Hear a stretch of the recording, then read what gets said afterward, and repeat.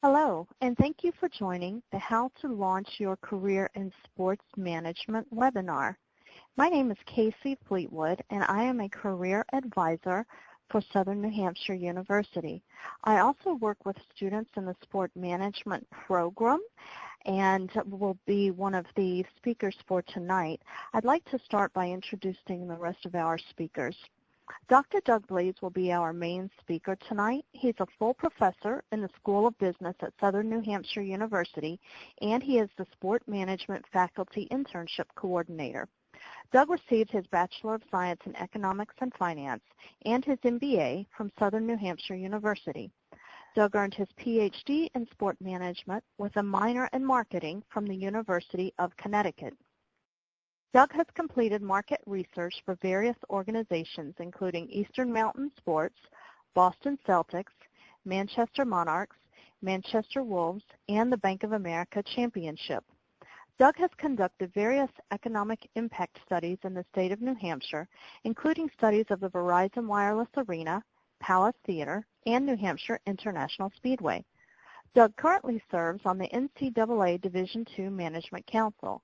He also serves on the NCAA Committee on Diversity and Inclusion and the Committee on Infractions.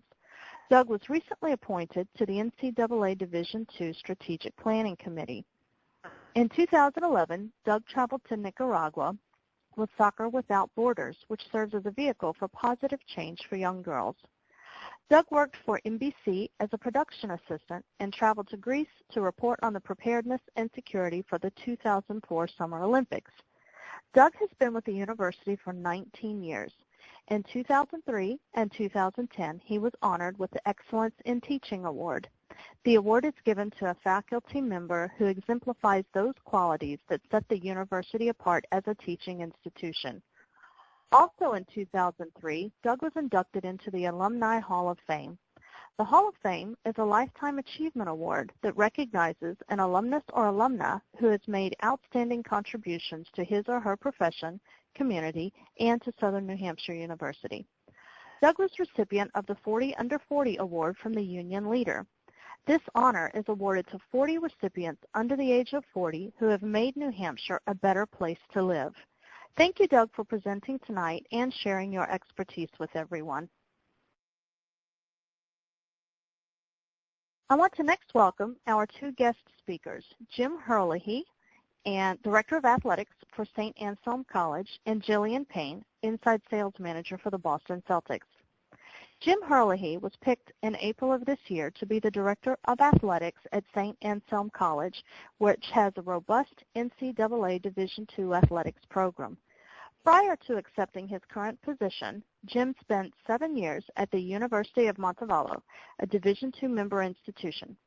Prior to Jim served 3.5 years as an Assistant Athletic Director at Florida Gulf Coast University and 3 years as the Director of Florida Operations for the Texas Rangers Complex in Port Charlotte, Florida, while also serving as the General Manager for the club's Single-A minor league affiliate in the Florida State League. He also spent 7 years with the Philadelphia Phillies, first as a marketing manager and then as general manager for Florida operations and their Single-A minor league affiliate in Clearwater, Florida. Prior to that, Jim spent time as the assistant general manager of the Nashville Sounds minor league franchise. Jim began his career in sports information roles at Bates College and Plymouth State University and has over 25 years of experience in athletic administration. Jim is fresh in his new role at St. Anselm's, and we appreciate him carving time out of his busy schedule to join us tonight. Jillian Paine is our other guest speaker tonight and has worked at the Boston Celtics for 10 years. She began her career as an intern for the Boston Breakers, a women's professional soccer team. Upon graduating from Babson College in 2004, Jill worked as an inside sales representative for the Boston Celtics. She was able to be promoted to account executive, which is a full-time sales role, in January of 2005. From there, she worked in group sales and premium sales before becoming inside sales manager in 2012. Jill is also very busy training her new sales team, and we appreciate her taking time to join us tonight as well. I'd like to talk about the objectives that we will cover during the webinar tonight. So by the end of the webinar, we will have identified key industry segments and learn about segments specific to college athletics because we have a large number of students that are interested in college athletics, so we want to cover those segments as well. We'll also discover how people get started in a career in sports and understand the importance of networking and how that plays into your role getting started in the career of sports. We'll also become familiar with the internship requirement for sport management majors. So I'd like to get started talking about sports being your passion, and then I'll ask Jillian to jump in with some thoughts and have Doug take over from that point. So are sports your passion? We hear this a lot from students. I love sports. I'm very passionate about it. That's why I want to work in this field, and that's great. You really need to be passionate about this industry because you do put in very long hours on game days.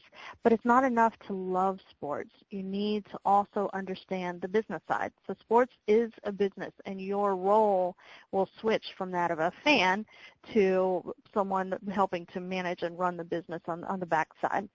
So with that in mind, it's probably better to not work in your favorite sport because you're going to be working on game days and you're not able to watch the games live. So if you have one particular sport you're very passionate about, you hate to miss a game, you probably don't want to work in that particular sport because you'll never be able to watch the games live. And also you need to keep in mind that it does take several years before you start seeing a return on the payback to your educational investment.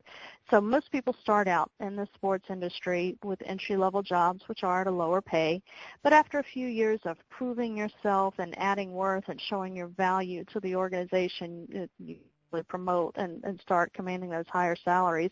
But just keep in mind it does take a few years to start seeing that payback on your educational investment. So Jillian, do you want to add a few thoughts here on sports being students' passion, and then we'll have Doug take over from there. So I think, as you mentioned, it's great to be passionate. That's great to connect with the fans that you'll be talking to and have that passion in common. But I think you just need to be realistic. As you mentioned, that you'll be working a lot during games, and you won't have the opportunity to watch the games all the time. So it's just good to keep that in mind. Excellent. Thank you. And we'll do some follow-up as we move along and expand on some of those topics. And Jim, any words to start us out on this slide? No, I think when you say it's not enough to love sports, I think I've been doing this a long time, hired a lot of people, and when people say they love sports or really want a job in this particular industry, we all do. That's sort of a given. It's about building your skills and competencies, building your brand, I think that employers are looking for. Excellent. Thank you. When the majority of the students will come to us, a lot of the students have this vision of the Big Four, the NBA, the NFL, Major League Baseball, National Hockey League. Some are interested in NASCAR. We get a few in Major League Soccer. But I think it's important for students to really expand the horizon and understand that there is more out there than the Big Four. We have a number of students who are employed currently in the field of recreation, high school athletics, not so much in the Northeast, but as you expand down south and out west, you'll see that high schools have full-time athletic directors. In the Northeast, you tend to see more the athletic directors coming from the teaching field, and they transition into athletic directors with not a large number of full-time athletic directors. College athletics, we'll focus on a little bit in the next slide. This seems to be one that's very popular. Semi-pro and professional sports, both Jill and Jim have had experience at those levels, and a really great opportunity for students, and some will pass those by or look down upon those, but it's a great opportunity to really get your feet wet. Sport venues, some really good opportunities, and one of the positives, if you work for one of these venues, the majority of them have professional management companies, so that not only can you move up within the venue itself, within that organization, so you can move and get promoted and move to another venue. Sporting events. We saw great growth in action sports in the early 2000s, and really we've seen some growth in the events such as the Tough Mudder, the endurance events. So there's a lot of opportunities in these areas. Broadcast and media, sports merchandising. We've seen a great deal of growth in the social media, marketing, and we'll talk a little bit more about that. Health and fitness. This continues to be a growth area. Professional services, this would be your agencies, extremely difficult to break into. And then the sport associations, including the NCAA. Other examples would be Little League, FIFA, any governing body. And then under college athletics, you could also include conferences in that. So I'll stop here, and I'll ask Jill to maybe break down what the various elements of the segments are within the Celtics. Absolutely. So we actually have a pretty wide variety of departments here that all kind of work together toward putting the product on the floor and creating that environment that fans have the best experience possible at each game. So starting with our PR and media team, they're responsible for our relationship with the media and the PR teams, throughout the region, where drawing attention to different community initiatives that we have going on, or working with players on articles or TV as well. We have a finance department, obviously pretty self-explanatory, but they're responsible for making sure that we're on budget and that sort of our expenses fall in line with where they should be. We have our game operations group, and they basically handle the entire game experience. Everything from the videos on the Jumbotron, the timing of different songs, the promotion teams coming on the court during timeouts, the halftime presentations, the Celtics dancers, as well as lucky dunk shows and the green team as well. So once the fans are at the game, our game operations group sort of takes over and they sort of run the entire show on the court. We have a digital team, and they handle everything from our website to our social media to our content, which has really grown over the past couple of years. So that's been great to see, and it's been great sort of working hand in hand with somebody like our sponsorship department creating content for a lot of our partners. We also have a CR team, community relations.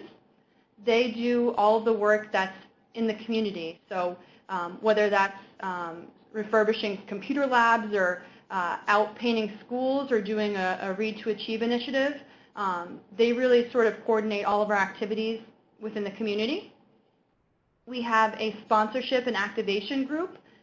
They handle a lot of our sponsor partners, everything from learning more about those sponsors and working through the deal, in addition to actually executing the different events and experiences included within their contract.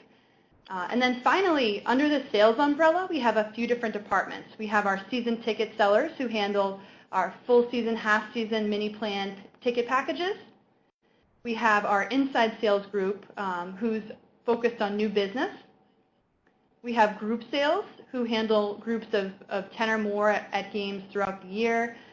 Everything from birthday parties of 10 kids all the way up to we actually had a 1,000-person DECA group in this season. And our premium sales team handles all of our premium inventory, which includes our club seats, our luxury suites, and everything on a multi-year basis as well. So it's been great to see over the years, all these different departments working together to not only get people in the door, but create the best experience possible for all of our fans. Excellent. So I was just keeping track. So there's about 6 or 7 different departments, 3 broken out within sales. What would you say, obviously, out of those, where you have the most interns and the most employees? Our sales team, actually inside sales is probably our biggest sales group. So it's an 8-month program where the group comes in, actually they just started Tuesday, and they basically focus on new business. So this week we're learning about Celtics history, all of our different ticket package options, and then their job is to kind of reach out both using the phone, using email, but also getting out to different events and really sort of connecting with our fans, learning more about their experience with the Celtics, and seeing if there is a fit for coming to more games this year as a season ticket member. So our group this year is 11. Mm-hmm. Our full-time sales staff is 6 account executives. We have 4 group sales account executives and 4 premium sales account executives. And then in addition to that, our marketing, operations, and service groups do a great job sort of building that connection with season ticket members as well. And that's another great area that a lot of our inside sales reps learn the sales side and then keep developing those relationships as part of our fan relations group. So they work on all of our season ticket member events throughout the year, what we can do to keep improving our experiences as well. Excellent. Thank you. So I mentioned that we would break out college into its own segment. And if you look here, I'll go over these briefly and then ask Jim to speak to them more specifically. But for those of you who are interested in college athletics, some of the areas that you could explore, event and operations management, just as it sounds, these are the individuals that are putting on the various sporting events, but also the facilities of most universities are used by outside groups or non-athletic groups from within the university. So there's a lot of operations setup breakdown that goes in on that. Development, similar to sales. If you can raise money, if you can fundraise, this is an area where you can really excel and really can find jobs in almost any industry. Development office is usually in larger Division I schools.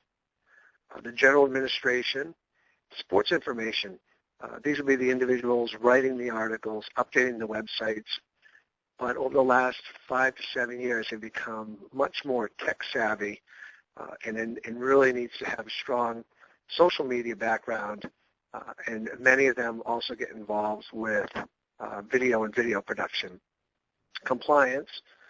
I think similar to sales, people shy away from compliance. This is the office that makes certain that the athletes are eligible, that they meet all the initial NCAA requirements, and then ongoing eligibility as they move through their 4 years in college. If you are very detail-oriented and well-organized, this would be an area that you would want to explore. Marketing. A lot of people say, I want to be in marketing, but truly don't understand exactly what goes into it. Unless you're at a larger Division I institution, there usually isn't one individual that handles marketing. It's usually handled by several individuals, or it's a part of a person's job description, and they handle many other facets.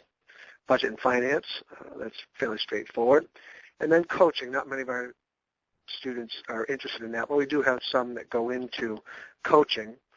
So at this point, I would ask Jim to maybe either expand on any of these segments and then maybe discuss the various divisions within the NCAA and then maybe the NAIA and the NJCAA. Yeah, absolutely. I think there are some similarities between the 3 divisions. The biggest difference is Division I is going to be on ESPN more often. But these college segments that Dr. Blais has on this slide really apply to all 3 divisions. And I'm actually kind of fortunate and done it by design in my career that I've worked in Major League and minor league baseball and then all 3 divisions in the NCAA. And you touch on these things maybe a little bit more in Division I. You may be more job-specific in Division I, much like we were in Major League Baseball. Minor league baseball, you wear a lot of hats, much like we do in small college. But the NCAA, I think, as everybody knows, divided it into 3 divisions. Really, it's Division 1, 2, and 3. There's obviously been a lot in the media about a potential Division 4 with the big power conferences. But the big difference is Division 3 is a non-scholarship level. There are some other differences, but the biggest difference is that Division 3 doesn't do any scholarships. Division 1 and Division 2 are both scholarship level, but Division 2 does most of it on a partial scholarship model, where Division 1 is primarily a full equivalency type of a model. But you're still going to touch on events and operations, and you're still going to touch on compliance and all of those areas. And it's just a matter of, for me, I made a conscious decision that I wanted to have every day be a little bit different and have a chance to get my hand in a bunch of different areas. When you're looking at the NAIA, the big difference maybe between the NAIA and the NCAA levels is the number of sports that are required to be sponsored, the number of scholarships that are required to be offered in Division 1 or Division 2. There are minimums for Division 1 and Division 2. So the NAIA doesn't have the same, maybe the same requirements in terms of scholarships, and the NAIA is a little bit more flexible with eligibility rules than the 3 NCAA divisions. And of course, the NJC is the 2-year college. And I've been all over the country, and Dr. Blais is correct, even in high schools, particularly in the South, you're looking at 12 and 15,000 seat football stadiums and full-time athletic directors, and a lot of those positions operate much like a small college would. Thank you very much. Kasey, I believe at this point we're going to put up a poll question. Yeah, I'm going to put up a poll question and ask that everyone please respond, just to give us an idea of what type of segment you think you might be interested in pursuing for either internship or for career.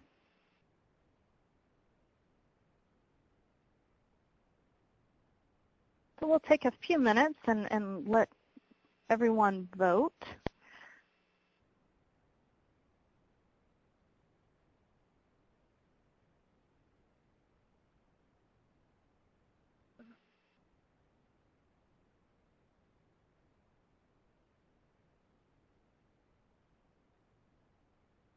Okay, we'll take just another 30 seconds or so for you to vote.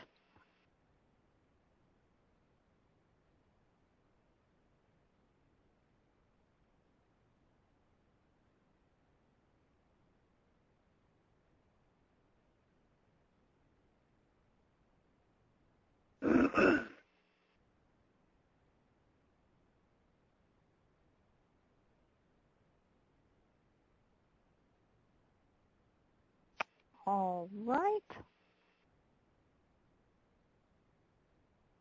It looks like, I'll broadcast the results, so it looks like we have a large number of students that are interested in professional sports and then the various areas within college athletics. So I appreciate you sharing that information. That's very helpful to us. Let me move this to the side, and then Doug, you can continue. Thank you.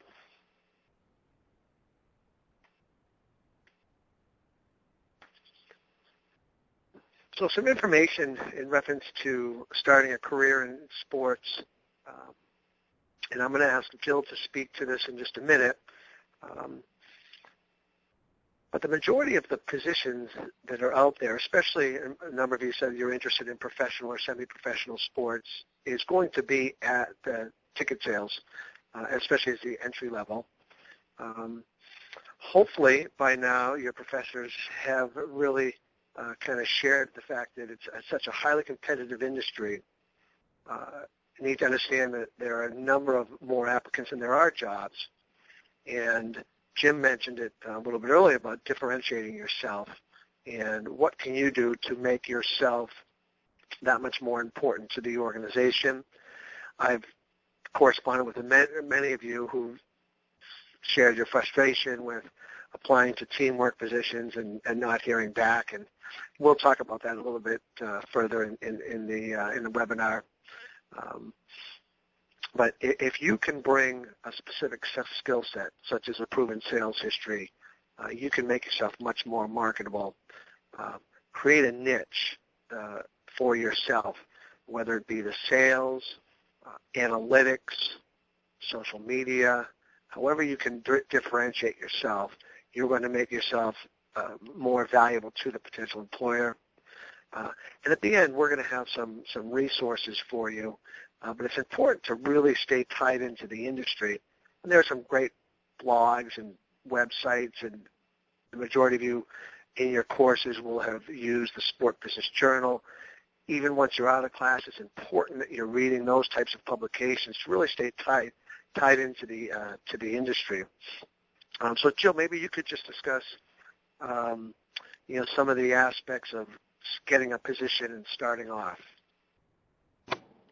Sure. So just to echo what Dr. Blais said, typically in sports, there are many more opportunities to get in revenue-generating roles.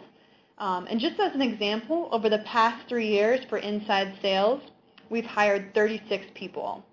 Our marketing team, on the other hand, has made 2 hires in that same time. So just goes to show that if you truly do want to get into sports, a great way to start would be to learn a little bit more about sales, whether that be through your college if they offer, college or university if they offer sales courses. A lot of times schools have fundraising offices where you can help seek donations for the annual fund. But there's also opportunities to get involved on the minor league level and at other teams as well, where they even offer sales internships. So just as an example, the past 2 years of the 25 inside sales hires that we've made, 11 of them have been promoted to full-time roles. So a lot of teams use inside sales almost as like a feeder system for full-time opportunities. So one, it's a great way for you as a student who may or may not have had prior sales or sports experience to kind of learn about the industry from the inside and hear from different departments about what they do and get a chance to get involved with a lot of different areas and also get really involved with sales and be able to kind of add some numbers to your resume. But it's also a great chance for us as a company to get 8 months. It's almost like an 8-month interview where you get a chance to prove yourself, your work ethic, and what you can bring to the company. And as I mentioned, over the past couple of years, we've had some great success promoting a lot of our inside sales team into full-time employees. And Jill, those positions aren't always necessarily in sales. They might move into another department.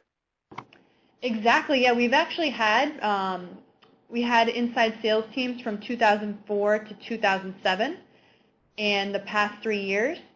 And during all those years, we've had people move into game operations, finance, activation.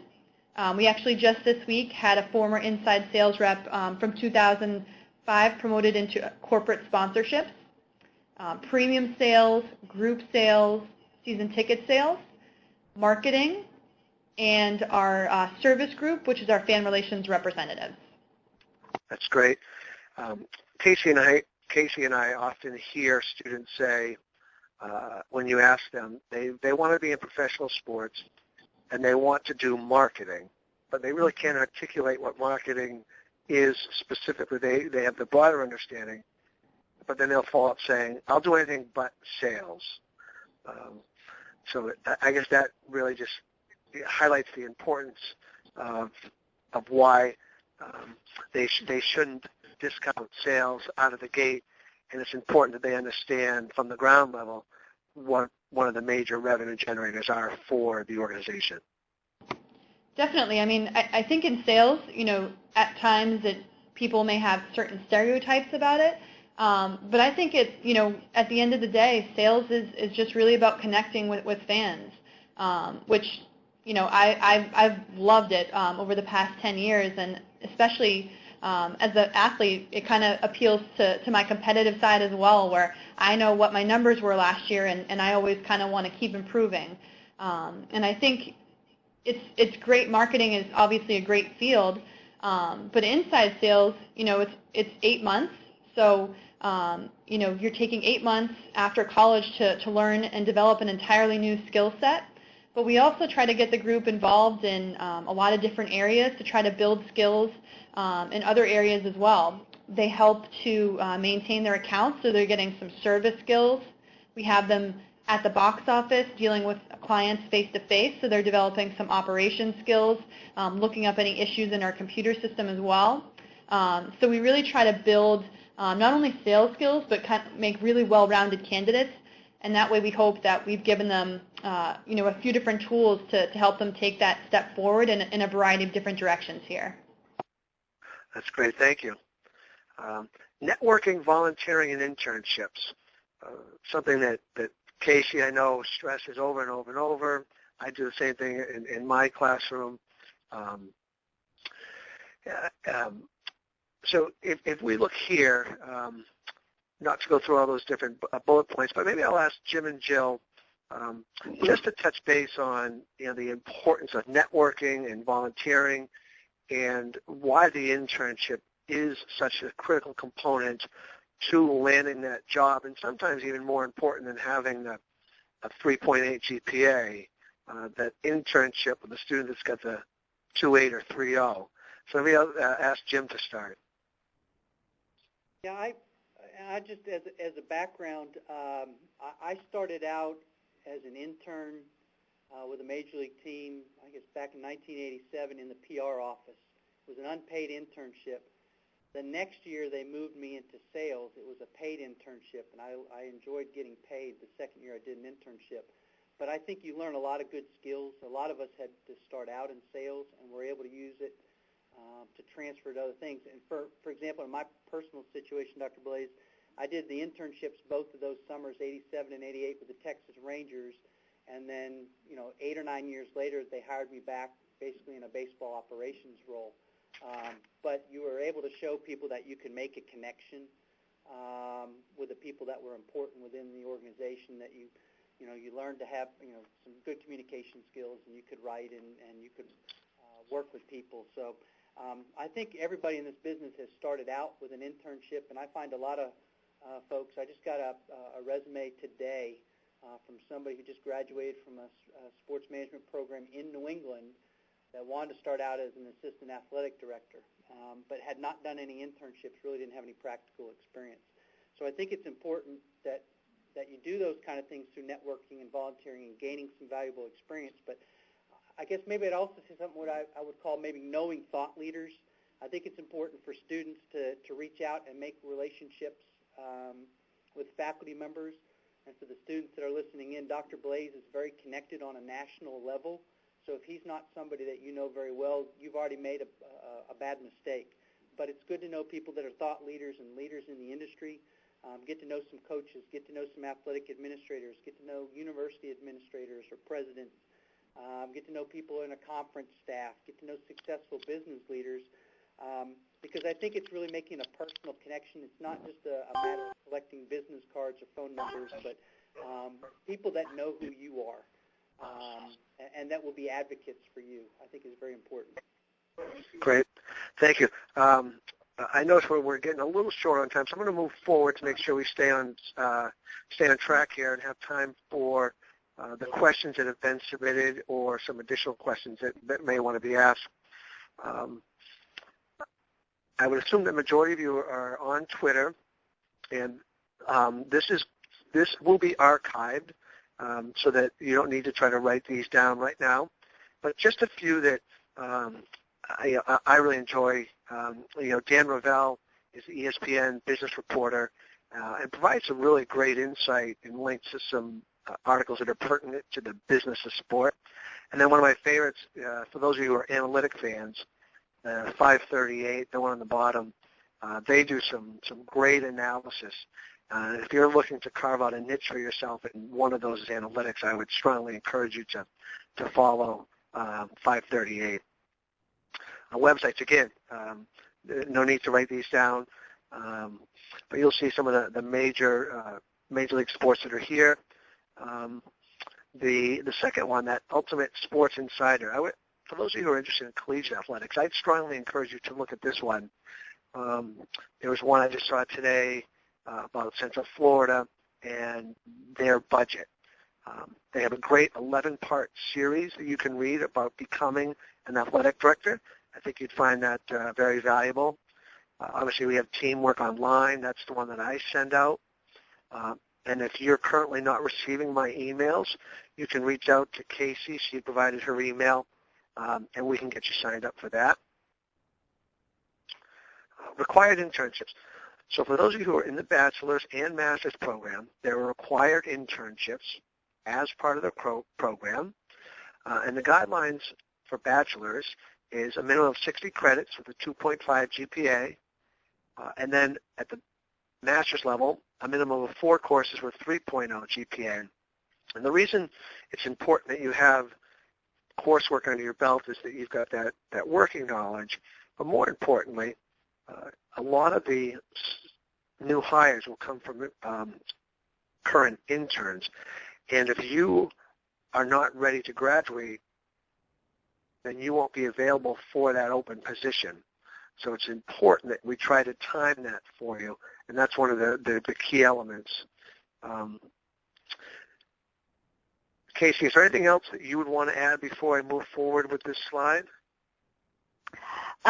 Just another thing that I would like to add is even if you are not at the junior, senior level status or halfway through your grad program, it's good to go ahead and be thinking about where you might be wanting to do your internship. Start reaching out to organizations, network, make contacts. Don't wait until 4 weeks before your internship. Many sports organizations fill their internships 6 to 9 months ahead of the sporting season. So keep that in mind. And also try to strategically position yourself to do an internship in the industry segment that you think you want to work in when you graduate. Having that internship experience in that industry segment on your resume is really going to help you in your application status for a job down the road. Excellent. Thank you. And then that ties in with our next slide. I can't encourage you enough to reach out to the Career Development Center. They will provide free services, the resume review. They will work with you in searching out the internships. It's important that you use the other tools that are out there, such as LinkedIn, and to really be active on that. And look at some of the leaders in your field or the field that you're interested in, and look at what they have. It's important that you understand this is to be extremely professional as far as social networking goes. Kasey, anything else on the additional tools? I would just add that we do have a great career website within the MySNHU portal, and feel free to check that out to see what resources we offer to help you with everything from the internship process to job searching and beyond. And if you don't know how to access that through portal, feel free to email me or give me a call, and I'll be happy to direct you there. Thank you. And that is before we get to the Q&A, just a few other considerations. Career nights with sport teams, and I'll ask Jill in a minute because I know the Celtics do one of these, but just want to caution you, the various sports teams will do career nights where they bring in other sport organizations and they target this to sport management majors. Understand that there will be a large number of other students that will be in attendance. There will be long lines to get to the tables, especially the high profile. If ESPN is going to be there, that's going to be a sought-after table. So if you go with the right expectations, and understand that a lot of the positions will be for internships, but there may be a few full-time positions available. But more importantly, look at it as a networking opportunity with other students. If you can get some business cards, do the proper follow-up. And then career fairs that cost money. Kasey and I would caution you to really do your homework on those and reach out to us. We're familiar with the various ones. A lot of them, unfortunately, are really just a revenue generator for the organization. These are not the sports teams that I'm discussing. These are separately run. So look at those with caution. But I would ask Jill to maybe talk about what they do at the Celtics. And I think you've touched on your training program. But I know that some of the other organizations, the NBA, does some training for the developmental league, some training where they bring in a group of individuals and then send them out. So maybe you could talk about the career night and other training programs that you're familiar with, Jill? Absolutely. So here at the Celtics, we try to educate schools in the area about not only our internships, but specifically our inside sales program. So we'll go to a lot of schools and host sort of career workshops where, we kind of discuss sales a little bit more in depth. Happy to field any questions, and it's a great way, as Dr. Blais said, to sort of network with students face-to-face and really get a feel for, what they're looking to do and kind of what they could bring to the table. And specifically last year, our group sales team worked with Teamwork Online, where they put together sort of a career panel. They had representatives from various different teams in the area, like the Red Sox, the Rebs as well, the Bruins. And we also had a large portion of our leadership team there as well. And it's just a great chance to kind of network and get to meet, different high-level executives face-to-face and get a chance to sort of make that face-to-face impression. And after a lot of the events that we've had this year, I've personally, been pulled aside and been given a lot of resumes of students that stood out. And, I myself have kept in touch with a lot of the students who stood out. May not even be graduating this year, so they aren't eligible for my group. But it's been great to sort of keep that connection going. And if they're maybe, freshmen or sophomores, send them articles that helped me when I was in school. So I think it's a great way to kind of make that connection, even if there isn't necessarily a job opportunity, a great way to kind of get advice. And I think in terms of training programs, the MBA is sets the standard, I think, across a lot of leagues in terms of training. And they have a consulting arm called TEAMBO, which is Team Marketing and Business Operations. And the TEAMBO group is there to help us in basically any way that we need. And they're fantastic presenters. They work with teams across the D-League, WNBA, and league office, the NBA. And they all talk at the league office and share best practices. So it's been, amazing to have them come in and help train our sales staff, not only on selling techniques, but what they're seeing, our best practices for customer service, different ticketing ideas that they've seen. So they actually travel and spend, a few days to a week with different teams throughout the year. So that's just such a great resource that we have as a league at our disposal. Great, thank you. Well, we'll get right to the questions and answers at this point. Kasey? Well, thanks, everyone, for sharing such wonderful information. I'm going to put up a poll question where you have the opportunity to ask questions, and if there's a particular speaker that you would like to answer the question, please tell who you want that question to go to.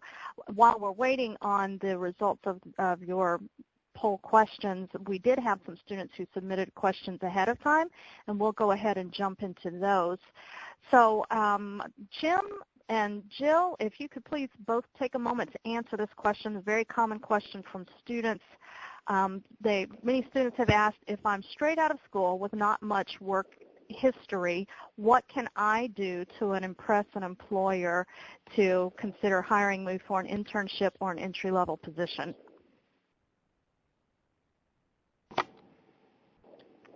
Yeah, this is Jill.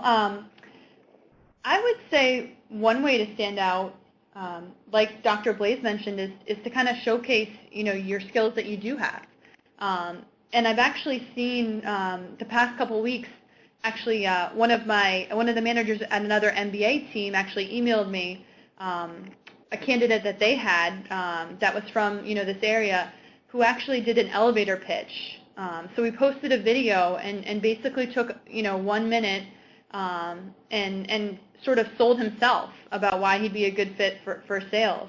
So that's, I think, a great way. Maybe you don't have a ton of sales experience, which is okay, But I think that's a great way to sort of differentiate yourself and showcase your sales skills that you do have. Sort of highlighting your strengths as a candidate. And I would agree with Jillian. I think you got to take a self-assessment of what your strengths are, and maybe try to sell your organizational skills and your time management and how you're able to speak to an audience, and maybe sell your personal brand a little bit to employers.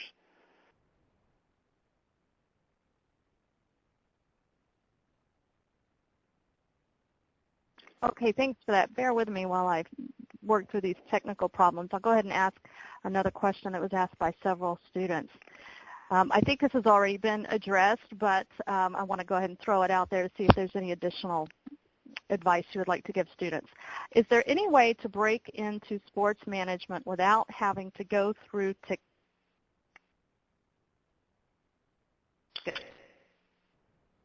I think you broke up a little bit. I'm assuming it was without going through ticket sales? Yes. Is there any way to break into sports management without having to go through ticket sales?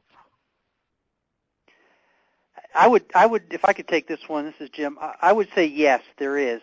I think if you have a strong background in finance or accounting, you may have an opportunity to break in that way. If you've got strong public relations skills, you may be able to get in through that piece of the business. As Dr. Blais had said, there's a number of different ways to get involved with into college athletics. There's a lot of positions that are involved with compliance and in operations and those kind of things. And I think you can find a way to differentiate yourself and kind of highlight some of the skills and competencies that you have. There are certainly other opportunities to get involved in the business.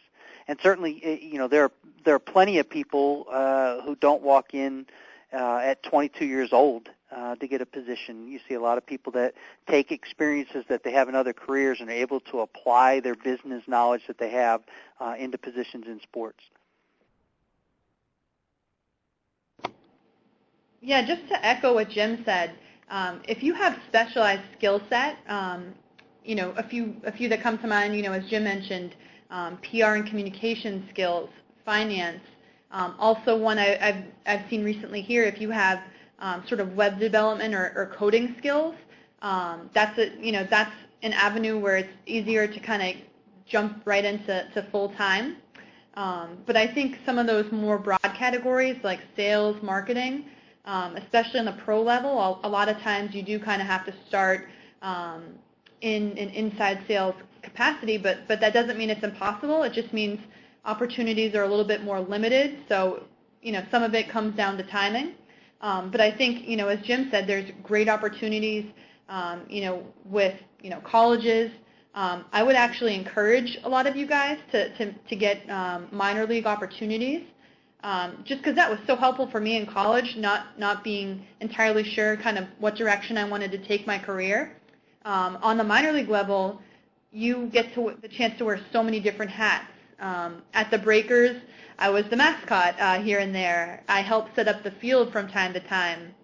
I was able to work with our marketing group on ticket ideas, and I was able to get out into the community for a lot of events at various schools. So it was a great way for me to see kind of the behind the scenes of every single department. Whereas if you're at the Celtics and you're interning in marketing, that's your focus, and you won't really get too much of a chance to get your hands in other departments. It's strictly going to be marketing. But having that background in minor league sports, you really get a chance to see what every department's all about, and then you can sort of take that next internship or that post-college step and really know kind of exactly what you want to do. Excellent. Kasey, I can jump in and answer a couple of these quickly that Okay. have been posted. The top one, internships flexible with time if you're the only income source for your family. We work with several, and the answer is yes. It's going to be much more difficult if you're looking for a traditional internship, say with the Boston Celtics or the Red Sox or whichever local team you have. But a lot of the other organizations will be flexible. but it's the trying to find what those organizations are. The college coaching position in the resources that we listed was ncaa.org, and there's a link so you can see if you pull this back up after it's archived. So the question on college coaching, you'll see all those listed there. That's the best resource. And I think those are the quick ones. And then maybe, Kasey, if you'd like to identify some others for Jim and Jill. Sure, thanks. A couple of students have asked if they are new to the industry, what piece of advice would you give them for how to network with current professionals? How do they find the people to network with? What resources do you recommend they use to start networking within the industry? I think one of my inside sales reps last year, Morgan Munson, is a perfect example. Morgan didn't have any prior sales experience, but she reached out and utilized the Southern New Hampshire University alumni and was able to reach out to Sean Sullivan, our CMO, and she made a connection, came in for an informational interview with him, and highlighted her experience as a tour guide at SNHU, and kind of drew that parallel to having experience talking to people and sort of selling SNHU to prospective students, to how she felt that she could be a strong candidate here. So I think reaching out to alumni connections is a great way to sort of network. I actually would encourage you guys, if there's a certain team that you're looking to get into or a company, don't be afraid to maybe send an email and see if the hiring manager would be willing to meet you for a cup of coffee, so that you could kind of pick their brain and almost as an informational interview. The worst thing they can say is no, but even if it's somebody who just got a job there, kind of picking their brain and seeing, what does the manager look for in top candidates, learning more about sort of the office culture or things products they may have that you don't see on the website. And that way, if you do end up getting an interview, you'll have all these talking points that the average candidate won't have, and I think that's a great way to separate yourself. And I might quickly add too that if you're looking for a way to meet some people and get going, I think it's very important to have a mentor. And it could be somebody that's in the department you start with. It may be even better to have somebody in a department that you're not involved with, but someone that you make a personal connection with, that you can kind of bounce things off professionally, and then get involved with professional development associations. If you get involved in college sports, there's an umbrella organization called NACDA.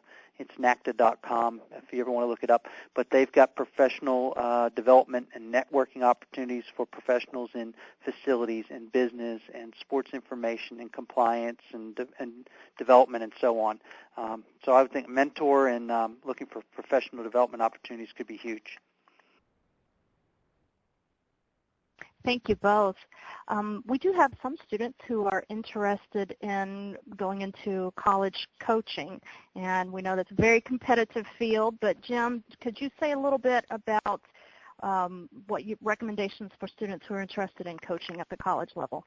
Experience, and that experience could come working at a high school. It could be working as a graduate assistant. It could be an assistant at a college level.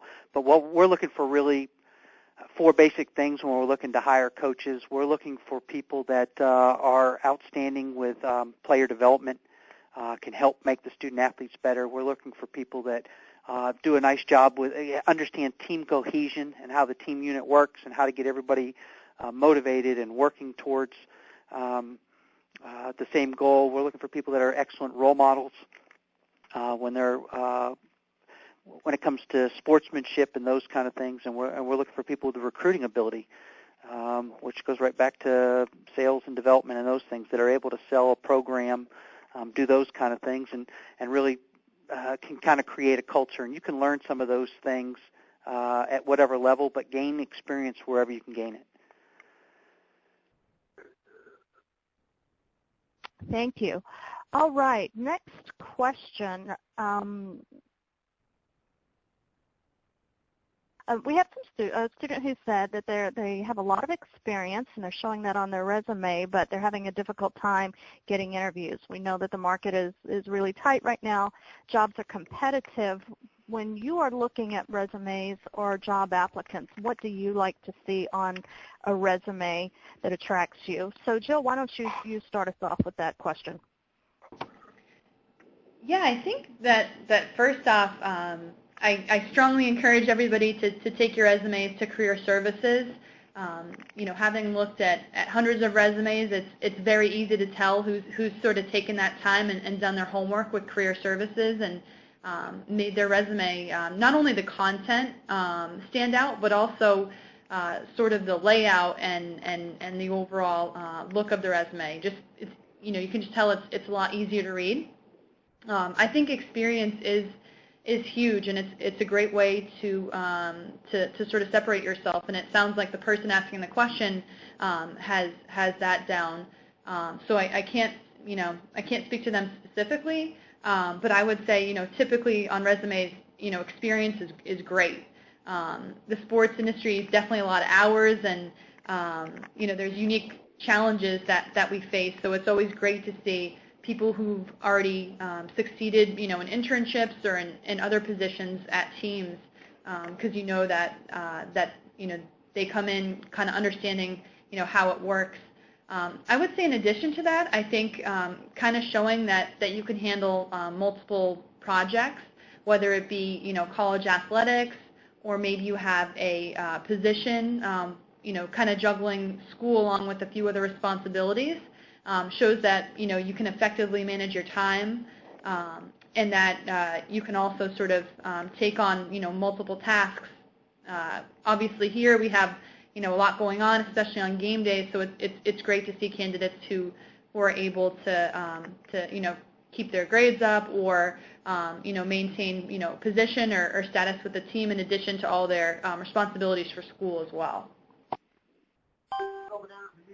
And if I could add to what Jillian is saying about the resume, I think it's really important to know the name of the organization you're applying for. I can't tell you the number of resumes that I get that have the wrong name of my institution. So if somebody right now applies to the University of St. Anselm, they're out. You've got to know the name of the organization. I think a lot of people do mass mailings with the resumes, mass mailing with the cover letter, and I want to find somebody that's taken the time to at least know how to spell the hiring official's name and know how to spell the name of the institution right. But I would say for me, so many of the resumes are similar, and there's a lot of great experience. This is going to maybe oversimplify it, but there's like 4 questions that go through my mind when I'm looking to hire people. Do I know you? Do you have a great reference, some kind of endorsement or testimonial from somebody who knows you? Do I know you? Do I like you? Do you understand the needs that I'm looking for in the position, and are you best for me in my particular situation? And I would say 9 times out of 10, with the resumes being similar, I'm going to hire the person that we feel like we like and understands what we need and we feel like is a good fit on our team. Jim, maybe you could, I'm looking at some of the questions that have been posted. The one about given your experience in minor league baseball, what's the earning potential for a new employee within a minor league team? Is it enough to relocate my family and support them? I'm going to, shockingly for somebody who's spent a lot of time in that world, I'm going to say no. I think you have to go into it knowing that the hours are extremely long. I think you have to go into it knowing that the pay is very low. I spent some time in the minor leagues, and probably it took me 6 years to make $30,000 before I was making $30,000 a year. I ended up getting out of minor leagues and going into college because, frankly, college athletics, even small college, pays better than minor league sports. Now, the minor league experience you get may open some doors to get in with a major league franchise. So that's sort of what you're hoping will happen. That's what happened for me. But you have to understand, particularly, I don't know what that particular situation is. Minor league sports, long hours, really low pay, great experience. It's a stepping stone to something else normally. Thank you. Joe, one of the other questions, are the majority of sales positions initially part-time? And then how often do full-time positions get posted? Yeah, I would say definitely the majority of sales positions are part-time. However, depending on our needs, we have posted full-time opportunities in the past. So our inside sales program is as I mentioned, it's from typically June through February, and it's 30 hours a week. So it is part-time, but as Jim mentioned, it's a great way to get a ton of experience, and it's led to four promotions to our account executive group over the past 2 years. So it's a great way to sort of get your foot in the door, learn what it takes to succeed in sales, and then if positions are available, which is kind of on an as-needed basis, it's led to 4 people getting promoted over the past 2 years. More than half of our account executive staff started in inside sales. Our entire premium sales staff started in inside sales, and with the exception of one person, our entire fan relations team started in inside sales as well. So we do have positions that are full-time in sales that come up, but typically, a lot of times we'll look to inside sales if positions open up, and see if there's a fit there, just because we've kind of seen them, day in and day out. Great, thank you. Kasey, I think we have time for one more question, and then also we can address some of the other questions directly with those individuals, because you have their email, is that correct? Yes, and also I will move the chat box, make the chat box available again in just a moment. I'll stay on the line after we wrap up, and I'll include my email address so that students can reach out to me as well. Great. But I did want to ask one last question to both Jill and Jim. And Jill, if you'll lead us off, and then Jim, you can wrap it up. Many students asked, if you had one piece of advice to give to someone trying to pursue a career in the sports world, what would it be? I would say just don't be afraid to reach out to people, as I mentioned before, that are in your network. Don't be afraid to reach out to somebody that you haven't met, or a professor, and ask if they have connections.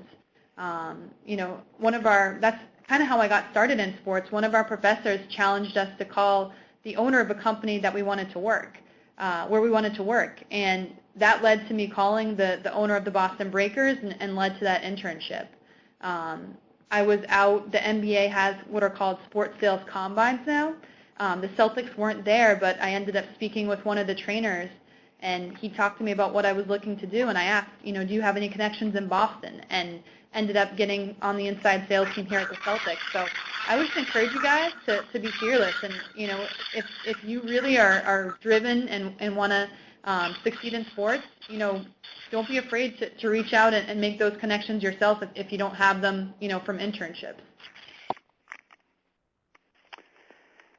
And I think I would follow up by saying follow your passion. If you love what you do, and you feel like what you're doing is meaningful and impactful in some way, I don't think there's anything that's more fun with that. In the sports management business, you spend an awful lot of time at work. It's got to be something that you love to do, you enjoy the environment, and that you feel like you can make a difference. Doug, do you have anything that you would like to add to that? I think both what Jim and Jill said is great advice, and I would go back to just carving out your niche.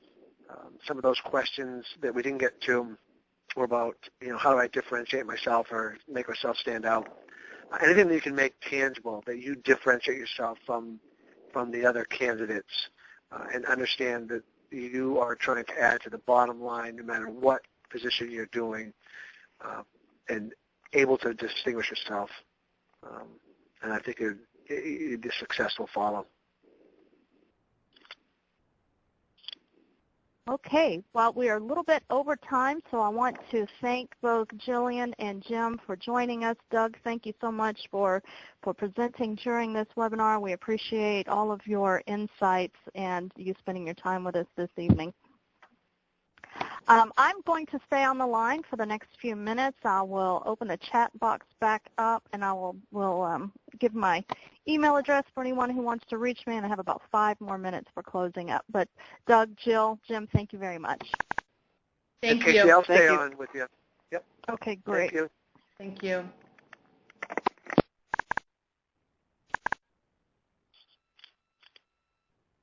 Give me just one moment. All right, so we have the chat box again. If anyone wants to add any last comments, and I'm going to put my email address. Doug, if you want to add yours, feel free. Yep.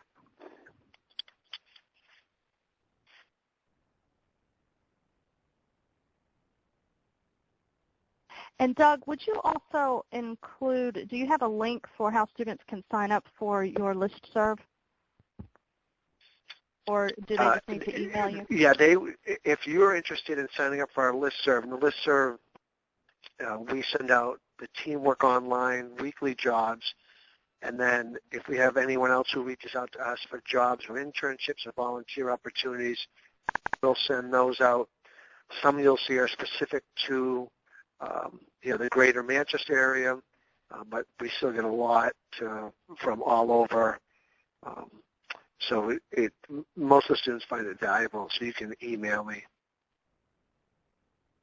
Wonderful. We've put one last poll question up asking if you have any suggestions for improving this webinar. If you have any suggestions, please add those there. But if you also have comments on your thoughts on the webinar, you can add those as well. We'd love to have your feedback.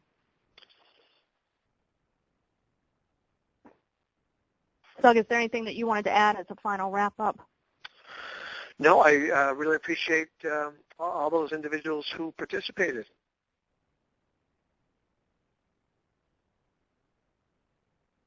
And just as a reminder, we will be, this webinar was recorded, and we will be adding it to our webinars page within the portal on MySNU.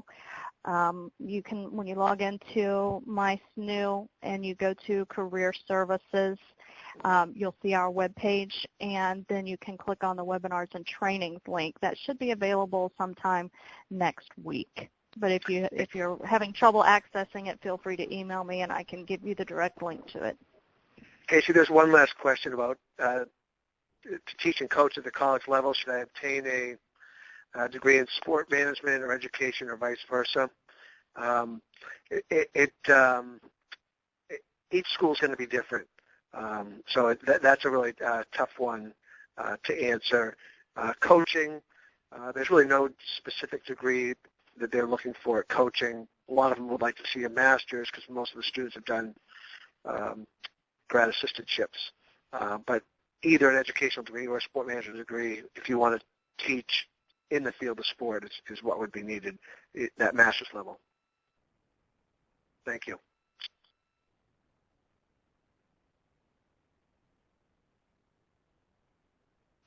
All right, so I think with that we are going to close it out for the evening. Thank you so much for attending. We appreciate it. Hope you learned some valuable information.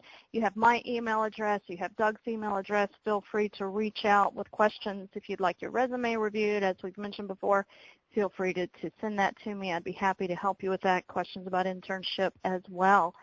And with that, we will sign off. Thank you, everyone. Have a great evening. Good night.